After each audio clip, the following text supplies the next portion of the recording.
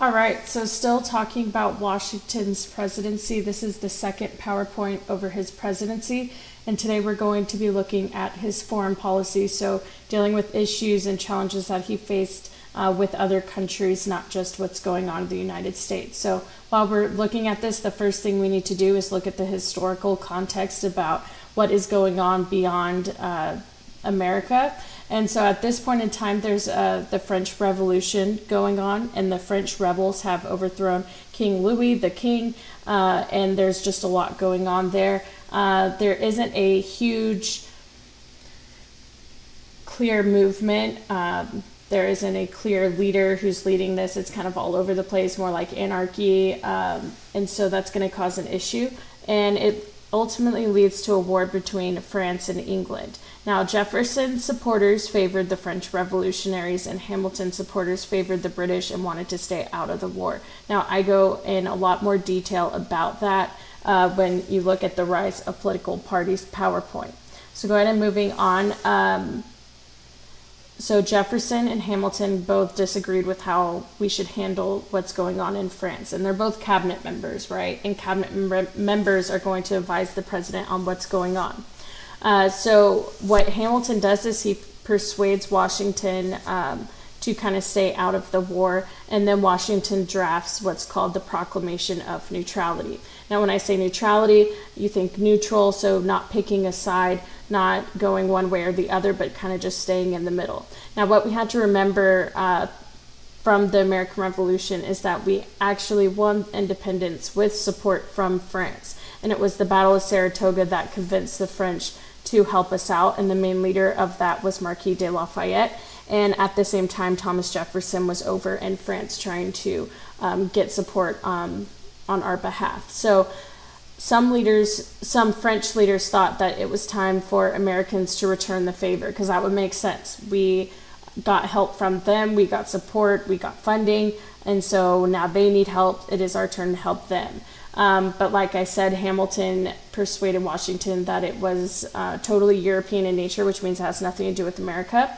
So to avoid being drawn into this conflict, Washington adopted this policy of neutrality, which would essentially have the United States avoid taking sides in any European conflict or becoming involved in any foreign war. So unless it has anything to do with us, we're not going to get involved. Now, Britain is going to respond to this.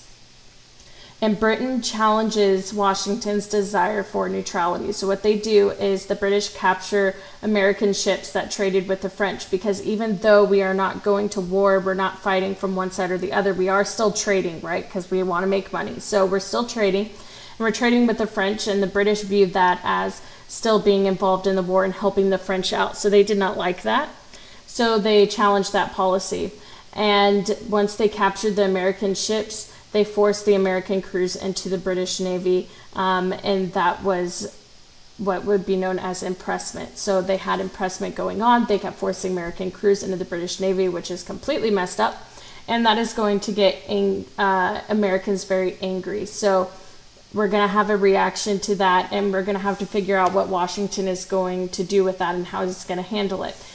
Going back, one thing I want you to think about is if you were in Washington's shoes, in the very beginning, you may have thought that was the right idea to remain neutral, but now that Britain is doing something, do you think your opinion would change over time? Do you think at this point you would want to get involved in the war? How would you handle what's going on? And that's something we discussed in class. Now, what Washington does is he sends John Jay to negotiate a treaty with Britain to promote trade. So we say, hey, listen, we want to trade with you too. So you do that, and please stop the impressment, whatever, we're going to negotiate. So he winds up making a compromise and negotiating. And the impressment still does continue, but it's not as much, and it kind of just gets pushed under the rug. But it satisfies Americans at home.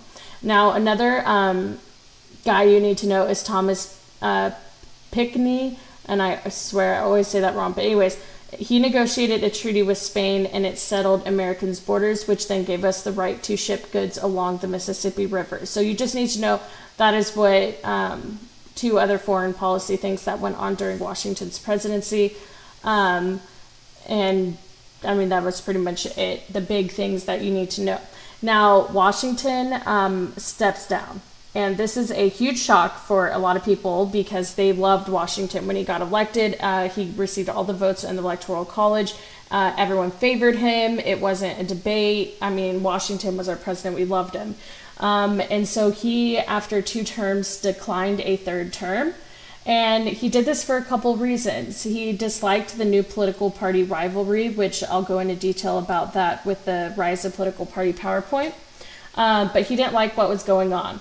So this set another precedent for future presidents to not serve more than 2 terms. Now, we do have one president that did serve more than 2 terms, but you learn about that in 11th grade U.S. history. So, but it did set a precedent for other presidents to not serve more than 2 terms.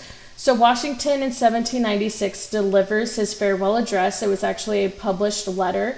It wasn't a speech, but it was a published letter, and he encouraged Americans to do 2 things. So this is what he wanted to leave with Americans. So number 1, he wanted to encourage the U.S. not to form alliances with foreign nations or to get involved in European affairs other than trade. So he thought, you know, we can do trade, but really we need to stay out of alliances. We're way too small of a nation. Remember, we're like a baby nation. We don't even have that large of a military.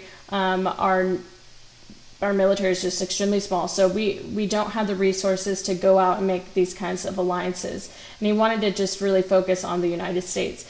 He also gave warnings against the rise of political parties. He didn't like the decisive nature of political parties and everyone getting split up between Hamilton and Jefferson. He did not like that. To go back, like the foundation of our government, he did not like political parties, but it was something that kind of naturally occurred. Because remember, political parties were not in the Constitution. Now, one other thing that's not written on here, he did warn about debt. Our nation was in debt, and that's obviously what Hamilton wanted to fix with his plan, his economic plan. But we did have debt, and he said that whatever debt we have, we need to take care of it and not leave it as a burden for future generations. That was his belief on debt. And what I want you to think about, and this is one of the activities that I had you do where it was acting as an amateur historian, where you read the primary source of the farewell address.